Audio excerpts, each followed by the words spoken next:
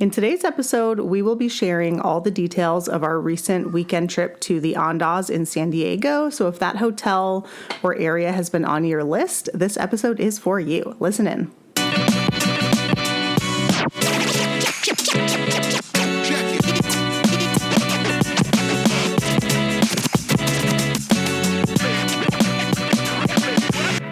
Hi, I'm Rhea. And I'm Dwayne. And we are your hosts of the Travel Party of Five podcast, where we share how we travel as a family of five around the world. We will also share how we use points and miles to travel as affordably as possible and sometimes even completely free. So if you're wanting to travel more with your family, but you're not sure how, we'd love for you to listen in. So welcome to our podcast, where we hope you learn a thing or two to get you closer to your next trip.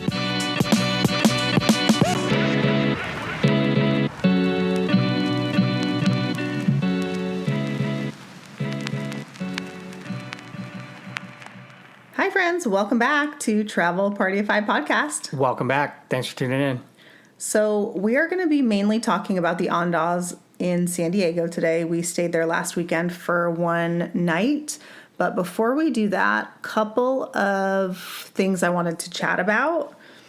So first of all, we've been denied for a couple of cards recently, and I thought we could talk about that and also talk about what cards we opened instead, basically. We've been denied, or you've been denied? Well, we have been denied, but I am the one doing all the applying. So first of all, I don't know if we talked about this on a previous episode, but we've been attempting to dive into the Hilton card atmosphere, if you will, because there are a lot of really luxurious Hilton properties that we want to stay at. And we think that our annual kind of couples getaway is a really good use for those points at certain Hiltons around the world. And so, excuse me. And so Dwayne in air quotes applied for the Amex Hilton Aspire card maybe a month ago or so, and was approved. And so we're currently working on the minimum spend for that card. I think we have maybe $1,000 left, and it's a $6,000 minimum spend. So we're getting pretty close. That card does have a $550 annual fee, but it comes with a free night at any Hilton in the world each year. And you get it the first year you open the card. So let's see, you opened the card, actually it was opened on September 22nd. So it's been a little over 2 months actually.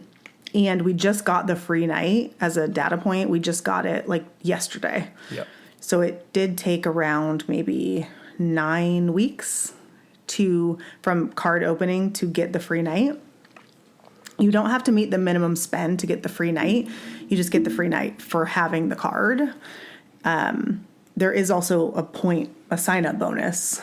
And I believe the sign-up bonus is 175,000 Hilton points, which sounds like a lot, but realistically, that's maybe 3 nights at an average Hilton or like 1.5 at a fancy Hilton. So it's not a ton for Hilton, but What's the annual fee for this card? it's $550. So it's the highest annual fee Hilton card you can have. But again, that free night that you get every year is super valuable. You also get a bunch of Hilton resort credits, like $400 worth for the year. So it's $200 in the first half of the year and $200 in the second half. And there's a bunch of other perks too. And does this card give me a certain Hilton status? It does. It gives you diamond status, which is the highest one. So, like if we were to go to a Hilton, I would book it in your name because you have the higher status than I do. And we would get free breakfast with, I'm going to say free breakfast loosely. I think it's like a continental breakfast, but we would get that with your status. And we have a whole episode about Hilton statuses. If you scroll back maybe 6 months. So if you're curious. So Dwayne got that card, and the intention was for me to also get that card. Okay. I went to apply a week or so ago. For me to get the referral bonus, right? Yes, I had Dwayne refer me to this card. However, when I went to apply, I got the dreaded Amex pop-up, which basically says you can apply for this card, but you're not eligible to earn the bonus. And so at that point, you can choose to like not proceed with your application, which is what I did because I don't want the card without the bonus. The weird thing is I tried like several different offers. I tried a public offer instead of using Dwayne's referral, and it all gave me the same thing. So what this is called Amex pop-up jail, and essentially what it means is American Express has decided you are not a like profitable customer for them. And let me just add, Amex pop-up jail is nothing like real jail. Oh my God. Well, you would know. I have no idea. So like there's a lot of theories as to how to get out of pop-up jail. And the main theory is to spend on your existing Amex cards. But the weird thing is I am in pop-up jail for Amex personal cards. Except I don't have any personal cards with American Express. So I don't know how to get out of it because I don't have any personal cards that I can spend on. And I also don't know why I would be in Amex pop-up jail because I don't think I've ever had an American Express personal card. I have an Amex Business Gold and an Amex Business Platinum, and those are both business. And then after I got the pop-up for like 3 different personal Amex cards, I applied for the Hilton business card, which is also an Amex, and I got approved. Which led me to my conclusion that I am only in pop-up jail for the personal cards. But again, I don't know why or how to get out of it because I don't have a personal card I can spend on. So I think we just have to wait. Time, maybe. So that's a little frustrating, though, because that kind of really ruined my plan A for our couples trip next year, which was to each have a free night to be able to use plus points. Go ahead. I was going to say, and thank you for tuning in to the Andaz episode. Hopefully this was helpful to you. I don't think you need to be that close to the microphone because look at the audio. It's like, wow. We're going to talk about the Andaz, but we have a few things. This is our card updates segment, remember? Card updates.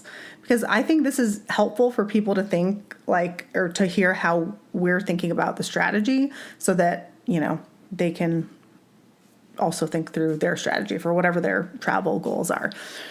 We have all of our trips booked for next year except for our couples trip. And so that is what I'm thinking about right now. Anyways. I personally would love to go to the Ritz in the Cayman Islands. Oh, that's not on our list. It's not on our travel plans. The Ritz. We haven't talked about that. That's a Marriott. Oh, I thought that was a Hilton. No. Oh, never mind. We're not going there. Okay, so Dwayne also got denied for a card, and his was a Chase Inc. business card. The reason for denial, I think, was like basically too many cards opened, which is correct. We've opened quite a few inks, and so we could have called and asked them to reconsider, but I just decided it made more sense to just let the application expire. And I will probably try for one more Chase Ink before the year is over. That will put us both at 7 cards for the year, which I think is plenty. So we'll see if I can get approved. I just dropped down to 424 literally today. Today is December 1st that we're recording this. This will air tomorrow, December 2nd. And as of today, I am 424. So I'm probably going to give it a week or two and then apply for one more Chase Ink to wrap out the year. However, if you do get denied for a Chase card, you can do what's called a recon call, where you can call Chase and basically ask them to reconsider your application. Sometimes they'll ask you some questions. If it's a business card, they're going to ask you about your business. If it's a personal card, they're just likely going to ask you about maybe some questionable things that they've seen on your credit report, and then you'll either be approved or denied after the fact. We did that once for a Southwest card for Dwayne. And it was pretty easy, right? Super easy. Yeah. So anyways, that is our card updates. So once we finish out the minimum spend on Dwayne's Aspire card, we're going to be working on the minimum spend for my Hilton Business card, which also has an elevated offer and will earn me 175,000 points, which is good. That elevated offer, I believe, goes through January 8th. So if you are thinking of getting into the Hilton atmosphere, I would recommend applying for one of those cards now, because I believe they're all elevated until January 8th. The bummer is that that business card doesn't come with a free night anymore, and it used to. So, oh well. Okay. Second item before we get into the Andaz is we are doing another $50 gift card giveaway raffle. And the way to enter is super easy. You can simply go to either iTunes or Spotify or wherever you listen, leave us a review, and then email us a screenshot of that review to enter. Our email is travelpartyof5@gmail.com. It is the number 5, so TRAVELPARTYOF, the number 5@gmail.com. And we will decide a winner in 3 weeks, right before Christmas, and we will send you a gift card of your choice. Last time, the winner, I think it was like a Fandango type gift card that they wanted. And so that's what we did. We greatly appreciate all of you who listen, and the more reviews our podcast has, the more listeners and more often we pop up in search results. So the reviews are super, super important, and we really appreciate all of you. Yes, we appreciate that for sure. So and shout out to, who was it that one last time? Jeff? Maybe, yes. Yeah, he was really nice. He sent some really helpful emails too, which was great. So yeah, leave us a review, email us a screenshot, and you'll be entered to win. It's super easy. And if I had to guess, your chances are probably pretty good. So, okay, let's talk about the Andaz. Make sure you let them know you only send out legal gift cards, not illegal ones. Dwayne's making fun of me because last time I said, I will buy you a gift card to wherever you want as long as it's legal. That still remains true. Yes. Okay. Okay, let's talk about the Andaz. So we were originally, do you want to talk about what our original plan was for this quick weekend trip? We were going to stay at the Andaz in Scottsdale, Arizona, but you decided to book a night in the Andaz San Diego, which I think is a better idea. We did this because you recently hit Globalist status, which we'll talk about in the next episode. Yep. So we went to San Diego. We flew one Saturday morning around 11-ish. Got there around 11-ish.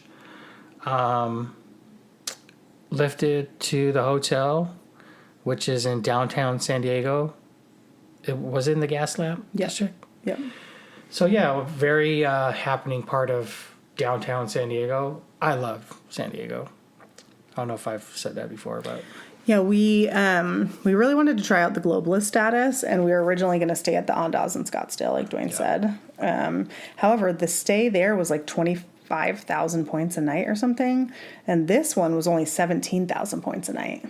Yeah. So we saved 8,000 points. What we did was we used those 8,000 points towards the flight because I used points to book our flight on Southwest. We dusted off our companion pass for one last hoorah before it expires at the end of the year. And so Dwayne flew as my companion on Southwest. It's such a short flight, 45 minutes. I mean, once you're up in there, you're landing. They didn't even do drink service on one of the flights because they didn't do anything. Yeah, so the hotel. Let's talk about the hotel itself. Yeah, hotel, like I said, downtown San Diego. Walked in. It was cool. They had some cool paintings on the wall. Lobby was pretty small. I feel like all downtown boutique hotels like that are fairly... Well, the Andaz is also it's like a pretty kitschy brand, so it's like more like artsy, modern type art and stuff. Yeah, This so the was- lobby is pretty cool. This was the first Andaz we've stayed at, actually. So I did check that off of my Brand Explorer Hyatt thing. Yeah, so we get there, we check in. He did upgrade us. Yeah, To a he suite. indicated that we were Globalist. Yeah. And thanked us for that. Then upgraded us to a king bed suite, I think it was called. Yeah. Which they didn't have any suites overlooking the city. So we got a suite that just overlooked It basically overlooked other rooms. Like, you couldn't even call it a courtyard. Yeah. And at first I was kind of like, oh, that kind of stinks. But then I realized, like, they even give you earplugs in the room because there's a little note that says the gas lamp never sleeps. And so my understanding is it's fairly loud. But because we had an interior room that didn't face the street, we didn't hear any noise at all. And I didn't even have to use the earplugs. And I'm a really light sleeper. Like, I would have used the earplugs if it had been loud. So it was kind of bummer that there was no view, but we got a good night's sleep. So Yeah. the other reason that I wanted to go to San Diego was Dwayne's really good friend from high school in Japan is now the head chef at one of the best restaurants in San Diego, like was voted best restaurant, I think 2023 and 2024. Yeah, and it's only been open since 2021. It's only been open like I think 2 or 3 years, yeah. And so we ate there over the summer with the kids, and it's like a fine dining restaurant. We've talked about it before on an episode. I would say like it's not great to bring your kids, but we did just for that one time. And I really wanted to go back there. So that was kind of the other reason for the trip to San Diego versus staying here in Scottsdale. So we didn't eat at the hotel other than breakfast the next day. But we did get free breakfast at the hotel with Globalist status. Yeah. The breakfast for the two of us, I took a picture of the receipt. It was $107. And that was 2 meals and some coffees, basically. Yeah, 2 coffees. That's it. Like specialty coffees, like a I didn't even realize it cappuccino. was that much. Yes, and that included the tip. But yes, $107. Oh, yeah, and which they take care of the tip for you as well. Yes, they comp the whole breakfast, including tip, which is great. So Now that I think about it, we should just tip super fat next time. I think it was included. It was included. Oh, They was it? included it, Oh, okay. like 18%. Oh, gotcha. Yeah.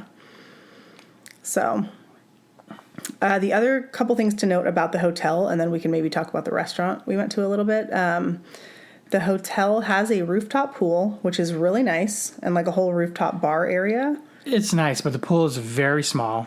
There was no hot tub or jacuzzi. Yeah.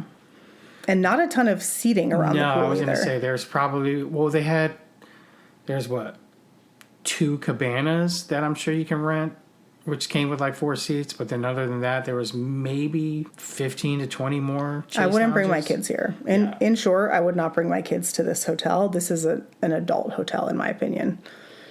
They have a really small fitness center. The rooftop is really nice. We were there both for breakfast and at night. Great views of the city. Yes, very nice views of the city.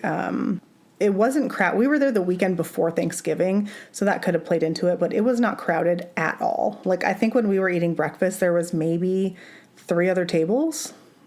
Yeah. And same thing, we went up to the bar to have a drink after we finished dinner, and there was also only maybe 5 other people up there. I mean, mind you, it was what, 8:30 maybe? Yeah, it wasn't very late, but Wasn't still. very late, so. Yeah, so that's the Andaz. I think, again, we would stay there if it were just us again. I did appreciate that we didn't really need a car. It's maybe 10 minutes from the airport. And then where we wanted to go, the restaurant, which is in Mission Hills, was another 10-minute lift. So you didn't need a car. If we had had a car, we could have parked for free because that's another Globalist perk on awards days. But we didn't want to bother renting a car, and we definitely didn't need one. We were able to walk around the Gaslamp. We had lunch at some little Cuban restaurant, which was decent. I think it was called Havana 1920 or something like that. Yeah. And we stumbled across a little like farmer's market, street fair type thing Yep. that we wandered through. And so lots of energy in the Gaslamp. And while sitting on the patio of this restaurant, I saw Oh, yeah.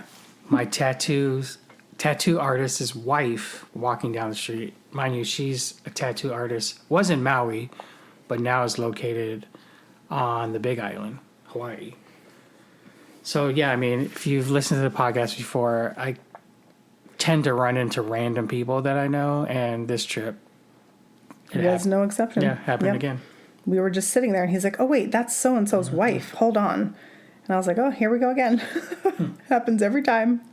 So strange. So anyways. Oh, well, mind you, let me just talk about the room again. So if we were to go back with the kids, the room was plenty of big.